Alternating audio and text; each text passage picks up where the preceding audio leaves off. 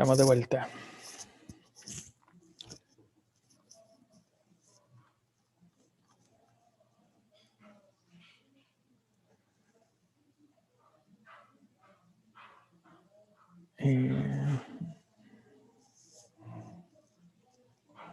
¿Puedes compartir? Sí, voy ya. ¿Viste lo de los lapicitos, no? Ahí sí. Sí, pero no, ya no están, pero no sé quién lo agregó. Tampoco me gasté mucho en verla, no molestaban tanto. A ver. Esas rayas que tenía, ¿qué es lo que era, Jota? Hay una pizarra que uno puede usar en Zoom. Alguien dibujó en la pizarra, no sé si se habrá dado cuenta, ¿no? Y se comparte también, o yo mismo, no sé. No, yo tenía las manos amarradas, así que yo no fui. Ya. Vamos con la última parte. Voy a devolver al portal. Era justo eso. Dentro del plugin que estamos haciendo, agregamos entonces un panel de análisis de los que aparecen acá abajo, de herramientas de los que aparecen acá al lado, y ahora vamos a agregar un visualizador nuevo. Voy a mostrar una capa. Esta de acá, por ejemplo, velocidad geostrófica absoluta, que viene de Copernicus. Esta capa llegan los datos atrasados, entonces me voy para el día de ayer y ahí sí hay datos. No recuerdo exactamente qué significa la velocidad geostrófica absoluta, pero tiene que ver con oceanografía. Yo soy informático nomás, disculpadme con eso, pero sé que son vectores. Al ser vectores se pueden representar como partículas y como vectores también. Ahí están las flechitas. A ver, vamos a ver acá. Déjenme ver. Se me perdió por un rato el chat. Ya. Entonces, volvemos acá. Ahí están. Al ser vectores los puedo ver como partículas, como flechitas. Sacar la flechita, ahí están las partículas, puedo colocar el shader, por ejemplo. Al colocar el shader, lo que me está mostrando en la escala de colores es la intensidad del, ¿cómo se llama? Perdón, la magnitud del vector. ¿Ya? Y vamos a quitar las partículas y vamos a dejarlo en realidad con cualquiera. Con shader puede ser. Va.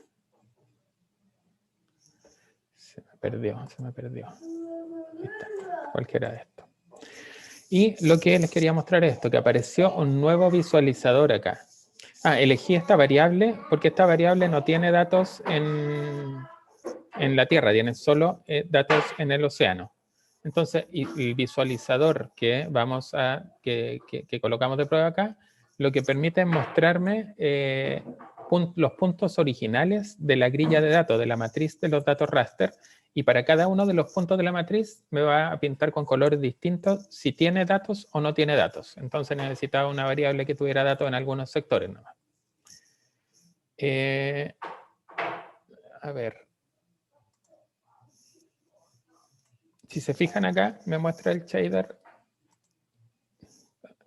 Algo está pasando, no sé, ahí se refrescó. Ya. Acá me está mostrando los límites. Y como les dijimos, nosotros no estamos inventando datos. Entonces, este visualizador shader llega hasta donde hay datos.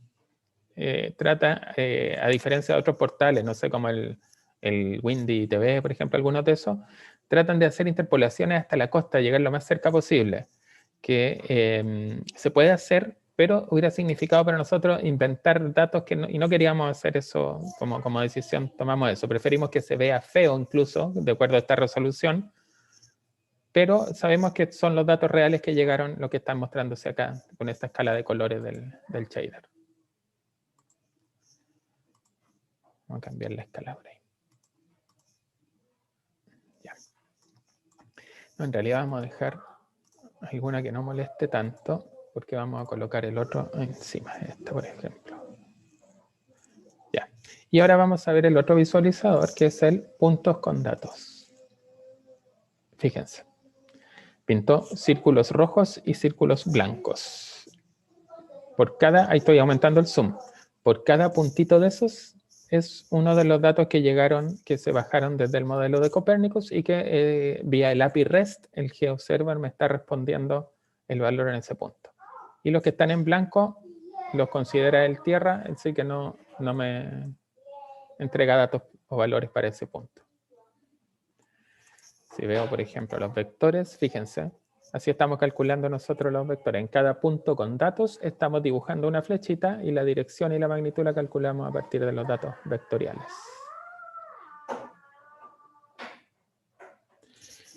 Ahora vamos a ver cómo obtuvimos eso, cómo dibujamos esto en realidad. Ya, vamos al código. Esto es muy similar a los anteriores. Dentro del plugin que diseñamos nosotros le dijimos que íbamos a incluir 2 archivos, bueno, además de los 2 anteriores que ya vimos. El data points acá, del raster visualizer data points, y dentro de eso también uno que se llama data points visualizer. Este de acá es el que contiene la lógica y los accesos al servicio, a las consultas del API REST, de la capa de datos raster, y el de acá va a ser el encargado de dibujarlo. Vamos a ver primero el que obtiene los datos. Es este de aquí. Al igual que los otros casos, este extiende a una clase que ya existe en el portal Geos que se llama visualizador raster y que de nuevo está separada la lógica del negocio. Siguiendo los patrones de capas en informática, nos separa la lógica del negocio de la lógica de visualización. Este de acá contiene la lógica del negocio. Lo primero que tiene que hacer esta clase es responder como un método estático. Acá significa que ni siquiera crea el visualizador. Es la estructura, la clase la que le está respondiendo al portal si este visualizador aplica o no aplica a una cierta capa. Eso significa que cuando yo estoy mostrando la capa, esto aparece o no aparece acá la opción puntos con datos. Entonces él va a tomar la capa de velocidad absoluta geostrófica y le va a preguntar a esta clase, oye, ¿tú visualizador aplicas o no aplicas para la velocidad geostrófica absoluta? Y el visualizador va a preguntarle a la capa, a la variable que está en la capa, si es que incluye el formato grid de consulta o no. Y dependiendo de eso va a devolver verdadero o falso. Entonces, él va a decir, yo aplico para aquellas capas que puedan responderme las consultas en formato grid, o sea, las capas raster. Todas las capas raster responden en formato grid. Algunas responden en el formato vector, pero todas responden en el formato grid. Bueno, en base a eso, acá lo importante es que crea un objeto query, que este objeto raster query ya tiene lista la lógica de consumir el API REST del GeoServer. Entonces, esa capa que estamos mostrando, tiene asociado un GeoServer. Recuerden que esos GeoServers son los que estaban configurados originalmente acá. Que acá podría haber más de uno. Entonces, como puede haber más de uno, la capa me dice, yo vengo de este GeoServer. ¿Para qué? Para que cuando quieras preguntarme los datos, pregúntame a esta URL. En el fondo, por abajo va a tener la URL. Entonces, en este GeoServer, dentro del GeoServer hay distintos datasets. Esto lo vamos a ver mañana. Cada origen de datos, por ejemplo, Copernicus, el NOAA GFS4, el NOAA WW3, es un dataset distinto. Y dentro de un dataset hay variables. Entonces, me creo una consulta raster de tipo grid que va a apuntar a ese GeoServer. Cuando creo el visualizador, fíjense, estamos creando un visualizador y acá estamos ocupando otra clase del portal, que es un Conva Leaflet Layer. Hay una biblioteca que se llama Conva JS. Esta es una biblioteca que permite hacer dibujos en 2 dimensiones en un Canvas HTML5. ¿Ya? Acá hay un demo, por ejemplo. Permite dibujar cosas así, hacer cosas de este tipo. ¿Ya? Y esta es la que estamos usando por abajo dentro del portal. Para dibujar, por ejemplo, estas pelotitas, para dibujar los vectores, para el shader no, el shader se hace un poco distinto. Ya, cuando creamos esto, creamos un visualizador, que este va a ser el componente gráfico, el que sabe cómo pintar. Y vamos a registrar un evento de cambio de tiempo. Al igual que lo hicimos en los otros paneles. Pido disculpas si escuchan mucha bulla por atrás. Da mi hijo chico jugando acá al lado. Entonces se registra para los cambios de tiempo y lo que hace es inicializar la query nuevamente. Sí, me entienden por ahí. Hay varios que están en la misma. Ok, cuando cambia el tiempo, ejecuto de nuevo la query. ¿Qué significa ejecutar la query? Ir de nuevo al GeoServer y preguntarle ya, ahora para esta área que estamos viendo en pantalla y para este nuevo tiempo, dame de nuevo la matriz de datos de esa variable. Entonces, cada vez que hay un cambio de tiempo, va a partir de nuevo. Y cuando se destruye, se desregistra de nuevo el escuchador de ese cambio de eventos. Acá está lo importante. ¿Qué es lo que hace el Start Query? Esta es la consulta al GeoServer.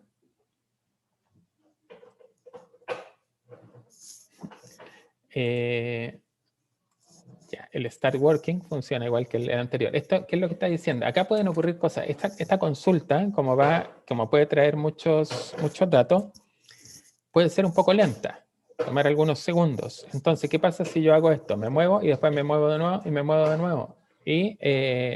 Me muevo antes de que la consulta anterior ya haya devuelto los datos. Ahí empieza el tratamiento asíncrono del JavaScript. Para eso es que las queries al GeoServer me retornan un objeto, un controller, que acá lo guardamos en un aborter. Esto me permite cancelar la consulta anterior, antes de que lleguen los resultados. Entonces, cada vez que vamos a iniciar una consulta nueva, cuando se movió o cuando cambié el tiempo muy rápido, cada vez que iniciamos una consulta nueva, si es que está pendiente la consulta anterior, abórtela, cancélela. Eso es lo que estamos diciendo acá. Y refresque. Entonces, lo primero, cada vez que voy a lanzar una consulta nueva, me preocupo de que si hay una anterior, la cancela.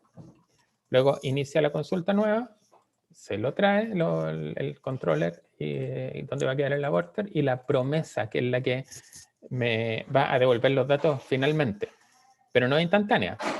Yo asigno la promesa a la query, pero la promesa no tiene los datos en ese momento, la va a tener cuando tenga los datos de vuelta para ejecutar esto, then. Esa es la forma de trabajar con promesa en JavaScript.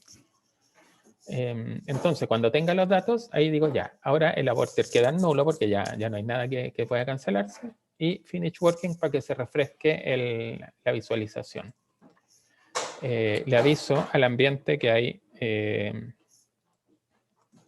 nuevos datos y le paso los datos al visualizador. Por ahí preguntan, es decir, al hacer zoom in o zoom out, se cancela la consulta referente a las dimensiones anteriores para comenzar a cargar la nueva. Exactamente. Zoom in, zoom out también. Zoom in o zoom out termina llamando al start query, así que va a ser un abort y va a ser otra consulta nueva. Cada vez que hay un zoom in, zoom out o movimiento o cambio de tiempo.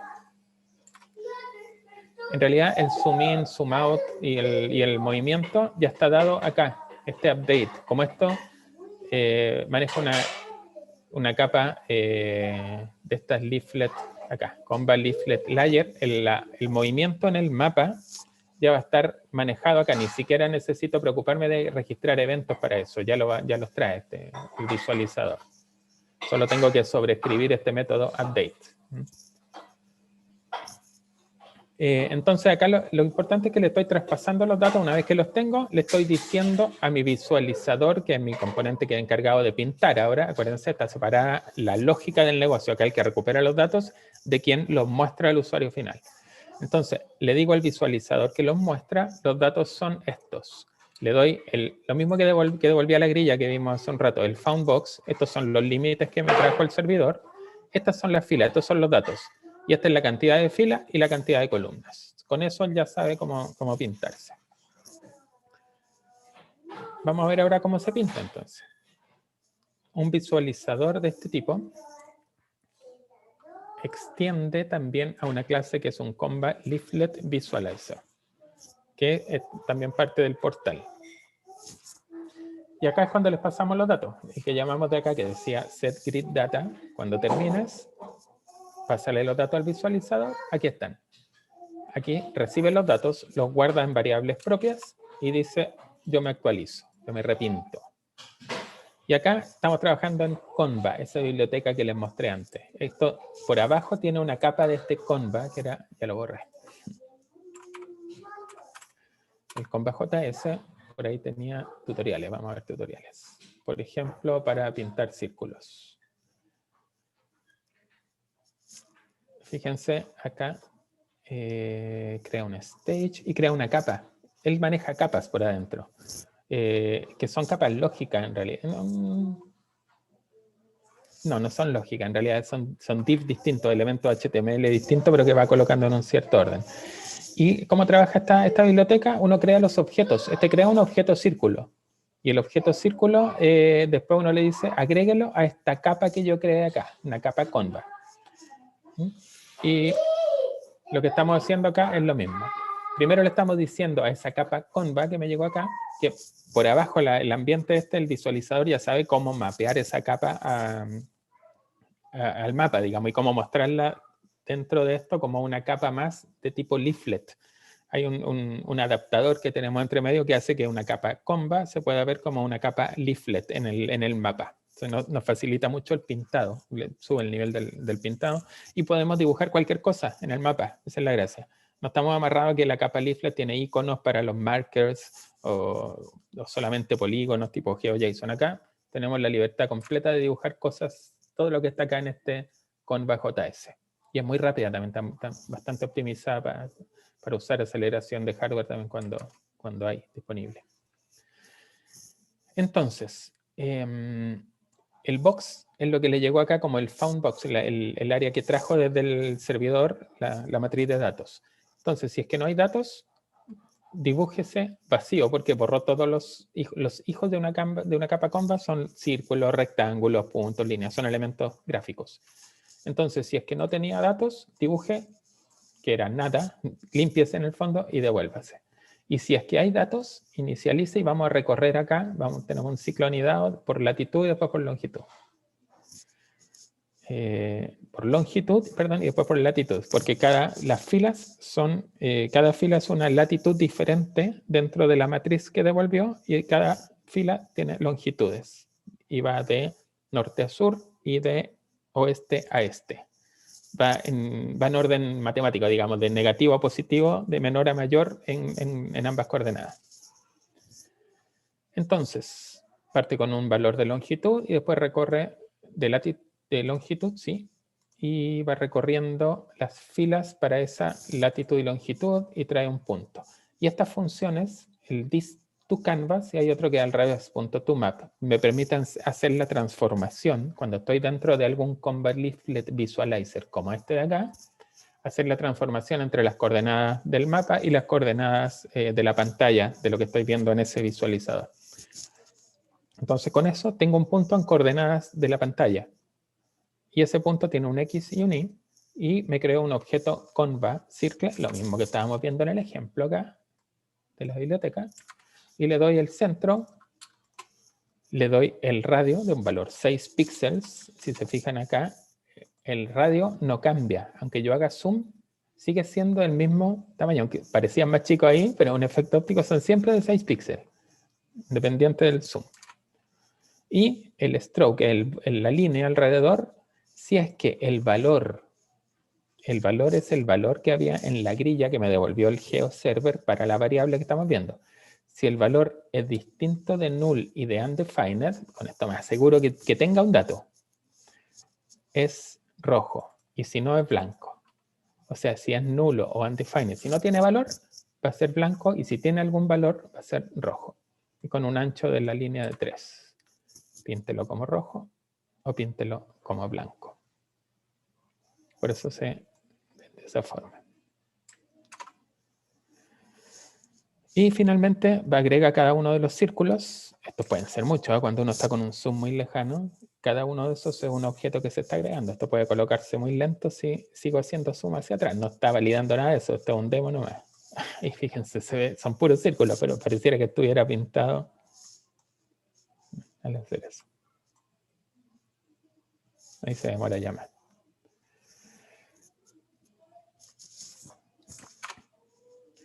y agrega eso a la capa, va incrementando la longitud, la latitud, y finalmente le dice a la capa comba dibújese. Llama al update de la clase padre por si hacía algo más. Entonces, cuando uno va extendiendo clases siempre deja algún pedacito de código común en las clases padre, entonces cuando uno sobrescribe un método tiene que saber acordarse que hay que llamar al pedacito de código común, que por ejemplo puede colocar un estado que diga sí, me actualicé, ya estoy, no necesito actualizarme de nuevo hasta el próximo refrescado de pantalla, cosas así. Y con eso creo que estamos terminando ya lo que teníamos de acá. Bueno, en el documento del GEOS portal está explicado lo que hicimos ahora. Si se fijan, bueno, ahí está la instalación, el portal vacío, y acá está el plugin vacío, lo mismo que hicimos, levantarlo sin que tuviera nada. Y después empieza a conversar un poco del portal, cómo funciona, cómo se van cargando las cosas, cómo mirar en la consola, incluso algo de lo que hicimos acá. Hay un objeto global dentro del portal que podríamos verlo ocupando la consola. Vamos a limpiar y vamos a colocar acá abajo. En esta consola es interactiva, no es solo para mostrar cosas, yo puedo preguntarle cosas. Hay un objeto window, cuando uno está en una aplicación web siempre existe este objeto window. Y dentro de window yo podría decirle window geos. Este objeto tiene muchas de las funcionalidades agrupadas en este objeto del portal. Es un objeto geos que, por ejemplo, tiene una referencia al panel de agregar capas, agregar estaciones, el panel de análisis, tiene una configuración. Y en la configuración yo tengo los geoservers, por ejemplo, los que configuramos en el archivo. Todo eso se lo trae al browser. Grupos, no sé qué, plugins, aquí están los dos plugins que tenemos, los zrepo servers. Y etcétera. Las estaciones, por ejemplo, están todas acá. Todas las estaciones las trajo a memoria. Entonces, cuando uno agregar estaciones ya las conoce. Por ejemplo, las estaciones de las DMC. Si quieren mirar, explorar un poquito cómo está hecho, partan mirando este objeto geos. Está en el portal. Panel de mapas. Mi panel, que es el panel de acá. OpenFalse. Ya. Y aquí parte con el diseño del plugin, que es lo que hicimos ahora. Aquí lo va haciendo de a poco, ¿sí? Parte con archivos, incluir archivos vacíos y después de a poco va agregando los archivos. Cómo calcular la superficie del área, agrega solamente ese y después vamos explicando el código del analizador. Eso, entonces les recomiendo volver a leer esto si es que quieren con más calma y hacer consultas por el Slack si es que tienen dudas, si es que quieren preguntar o proponer cosas nuevas también. Ya nos coordinaremos el viernes cómo queremos usar ese Slack. La idea también es que sirva para propuestas, para escuchar ideas nuevas también de qué les gustaría ver en nuevas versiones del GEOS. Y con eso estamos terminando hoy día. No sé si tienen más dudas, comentarios, algo que quieran aportar. Se quedaron muy mareados.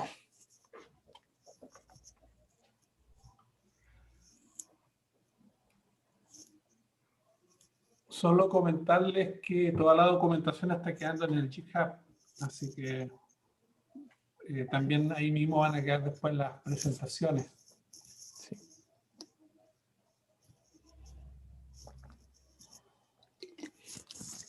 Todo entendido por ahora. Gracias. Sí, hay que probar.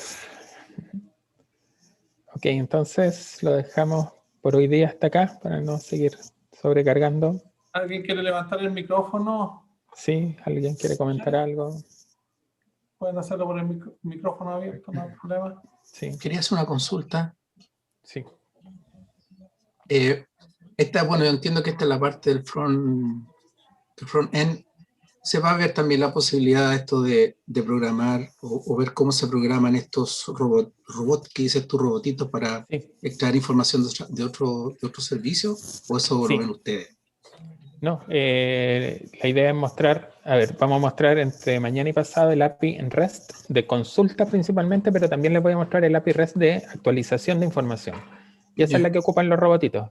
Y de hecho voy a mostrar cómo está hecho el robotito que está funcionando, el que hicimos ayer para las estaciones de la DMC. Cómo quedó hecho. ¿Ya? Así que sí, va a estar. Vamos a ver estos robotitos. Que la gracia es que se pueden hacer en cualquier lenguaje, no necesariamente en Node. Si se manejan más en Python o en algún otro lenguaje, incluso hasta en Shell, si es simple, si automatizar llamada a comando y bajar archivos y dejarlo en un directorio, bastaría con que lo hicieran en Shell o algo así. Lo que se sientan más cómodos en general. Jota, ¿Sí? recordar que mañana es menos programación y más configuración. Sí. Para ingresar las capas. Sí, mañana vamos a tomar un archivo netcdf que creo que son datos de salinidad, que no me acuerdo de qué modelo era porque Joaquín no está, que él me lo pasó. Eso se baja también del Copérnico. Ya eran de Copérnicus también de algún lado, sí. Son mediciones satelitales, no modelos. Sí, y ese tiene la dificultad que ese archivo viene con subsets, no un archivo que traiga directamente las variables, sino que es un archivo que viene con subsets que adentro de ellos tienen la variable. Entonces no es simplemente tomar el archivo y configurar, sino que vamos a tener que analizar un poco el archivo y de nuevo nos vamos a aprovechar del Docker. Porque para analizar el archivo tendríamos que instalar herramientas que ya tuvieran, que nos dieran esa funcionalidad.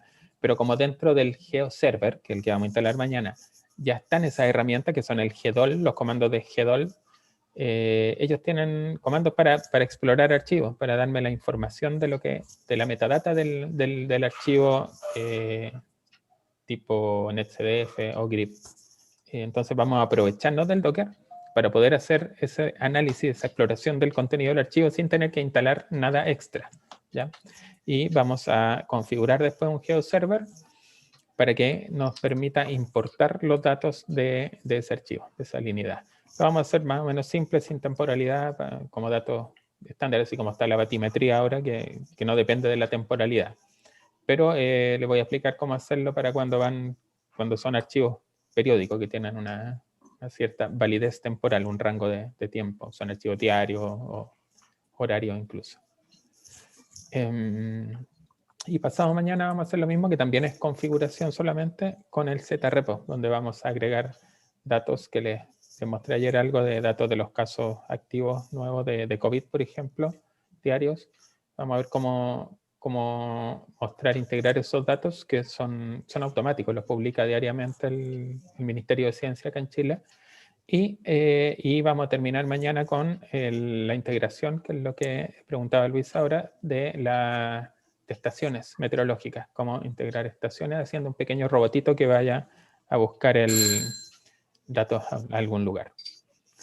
Y eso lo vamos a ver el viernes.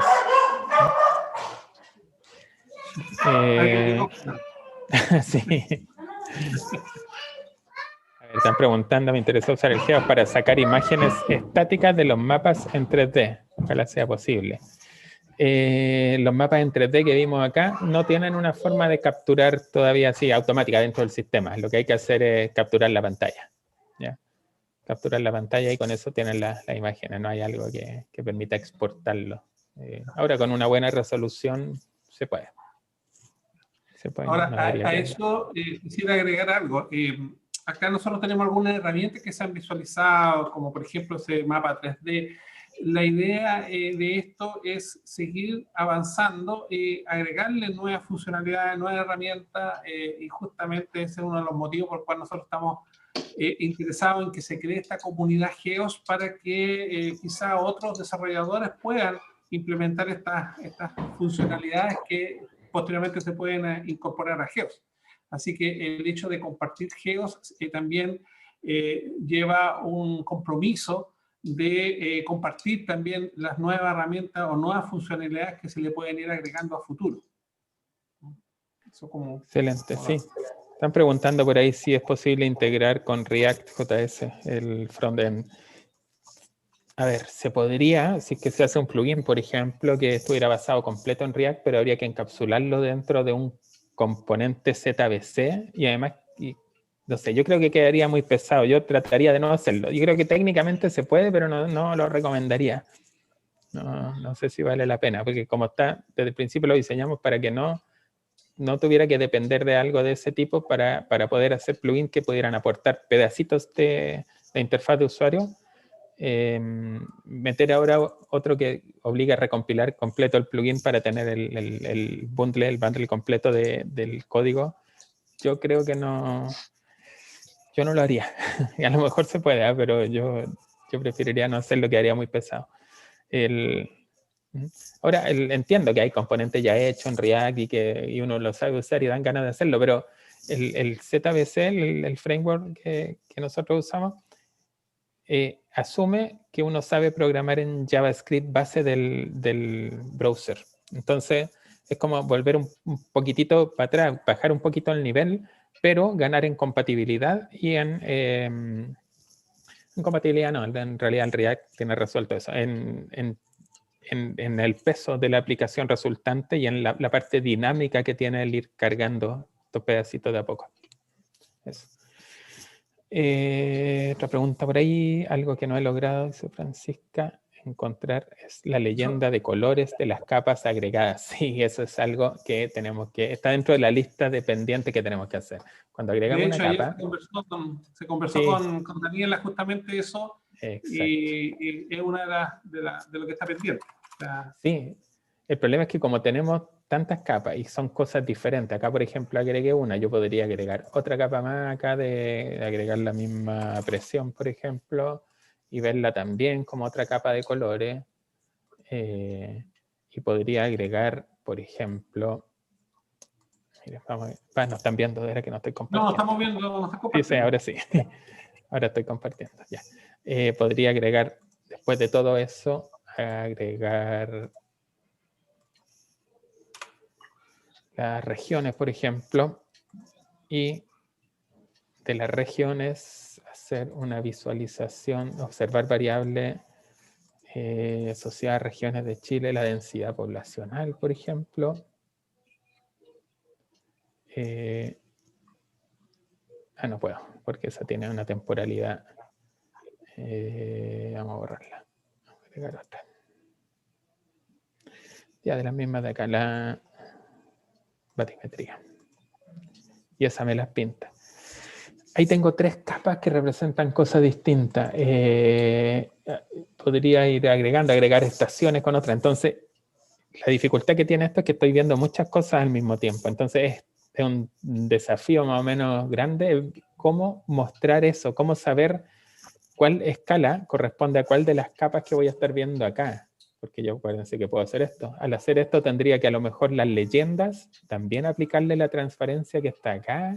Hay desafíos por el lado de UX que son bien interesantes acá. O puedo tomar la capa de regiones y también aplicarle transparencia y desaparece. Y puedo tener incluso partículas o vectores que también tienen una escala de colores. Eso quería mostrarle, que no es para nada simple el diseñar una solución que sea, si se les ocurren ideas, un poco la idea de armar esta comunidad en el Slack es discutir esas cosas también en conjunto. Empezar a verla, no sé, a compartir, a tirar ideas para eso. ¿Ahí hay alguna idea? De hecho, eso se analizó en algún momento ya, tiempo pasado, y una de las alternativas era colocar solamente la capa principal, la capa que está por encima de todas, agregarle el código colores, pero igual es bastante complejo, por eso que se ha pospuesto. La que está por encima puede ser la que tenga menor opacidad, o sea, la que sea más transparente. Entonces, claro, a lo mejor la que está por encima no se ve, ya no te representa eso. Por ahí nos están dando alguna idea, dicen, claro, como en el explorador CR2CL, en que las leyendas se pueden mover en el mapa, sí, o un tab de leyendas también, exacto. Sí, exacto, esas son ideas para discutir y buenas ideas. Eso se tratará después el Slack de la comunidad, discutir ideas. Exacto. Sí, sí. Cota, preguntan si se puede incorporar R a Geos. ¿Incorporar qué, perdón? R. R, sí, se puede. A ver, los módulos, estos robotitos, que pueden, por ejemplo, un robotito en R o en MATLAB, pero ya está muy viejo, en R, ya, en R o en algún otro lenguaje como especiales para esto, podrían ejecutar modelos, podrían resultar, ellos generar archivos, por ejemplo, de modelo que se ocupa mucho, y que generen archivos NetCDF o GRIB. Y si los generan y los copian en un cierto directorio, como vamos a ver mañana, ya quedan integrados.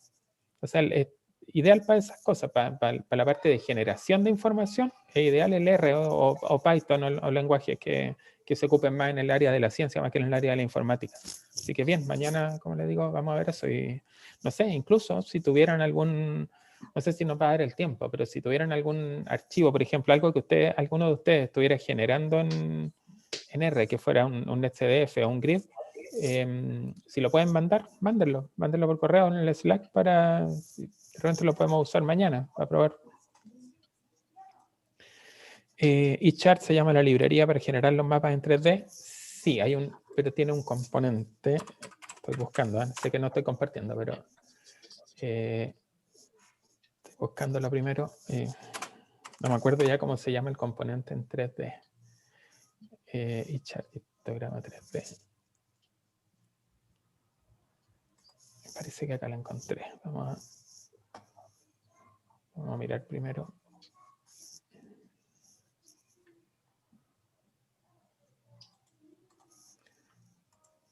Déjenme ver si era este.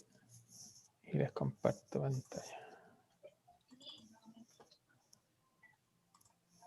eChart GL, este creo que es.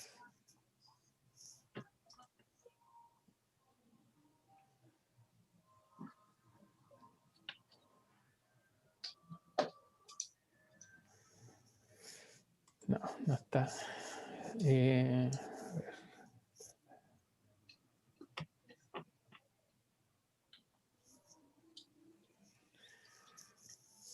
Creo que es este, pero no lo estoy. Los ejemplos, por lo menos acá dice. Me metí a la galería y no lo veo. Puede que no esté. Ah, sí, ahí está. No, no era este. Era...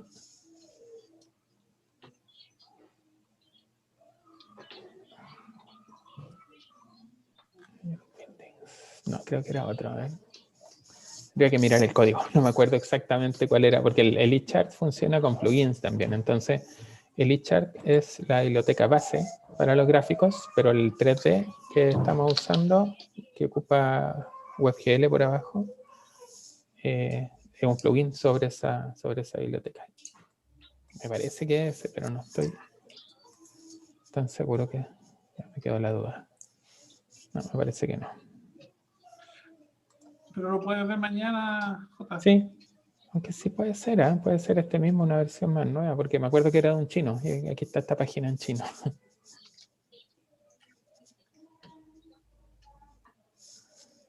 Puede ser este. Sí, es el GL. Sí, pero lo que quería era asegurarme de ver la biblioteca que estamos usando en el fuente para buscarla por ahí. Pero sí, podemos ver mañana. En el index no importa. ¿Era esa? Ya. Ahí está, eChart GL min, sí.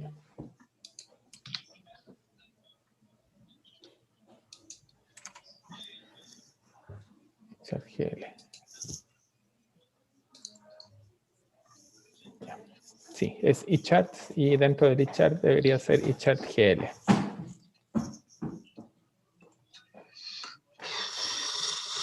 Ya. ¿Estamos entonces por hoy día?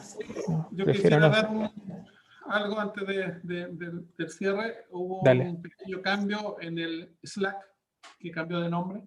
Le habíamos puesto inicialmente Geos Colaboradores y consideramos que la palabra más adecuada y más global, que abarca mucho más conceptos, se colocó Geos Comunidad. Así que hubo un pequeño cambio de direccionamiento ahí, pero no afecta mayormente. ¿okay? Y por eso que se envió de nuevo el link. Y lo otro es dejarlo siempre invitado al cierre, que es el viernes. Lo vamos a tratar de probablemente de alargar un poco en tiempo, dejarlo en una hora de 12 a 13 horas idealmente, porque tenemos muchas consultas e ideas nuevas, y en ese cierre nosotros vamos a abarcar todo lo que corresponde a las nuevas fronteras, desafíos y las oportunidades que vendrían por delante. Así que sería muy interesante que pudiéramos participar el máximo de espectadores ahí para sacar unas conclusiones mucho más profundas y de mejor calidad. Así que eso.